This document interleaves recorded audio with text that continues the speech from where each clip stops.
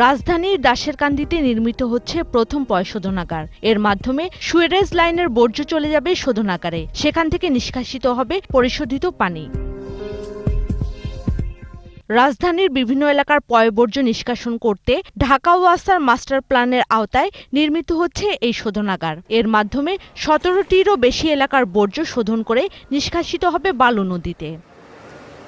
At present, almost after essentially, only about 20% of the city is served by a pipe sewer network, which is not sufficient for us. এ প্রকল্প বাস্তবায়ন করতে সোমবার কোরিয়ার পরামর্শক প্রতিষ্ঠান Hancock engineering কনসালটেন্সির সঙ্গে চুক্তি করেছে ঢাকা ওয়াসা। প্রকল্পের নির্মাণ ব্যয় ৩,৩১৭ কোটি টাকা, যার প্রায় ৬৬% অর্থায়ন করবে চীনের এক্সিম ব্যাংক। এরই মধ্যে প্রকল্পের আওতায় ৬০ একর জমি অধিগ্রহণ করা হয়েছে। ৩ ধাপে চীনের ঠিকাদারি প্রতিষ্ঠান হাইড্রো চায়না কর্পোরেশন এর বাস্তবায়ন করবে। ২০১৯ সালের ডিসেম্বর নাগাদ শেষ হবে এর কাজ।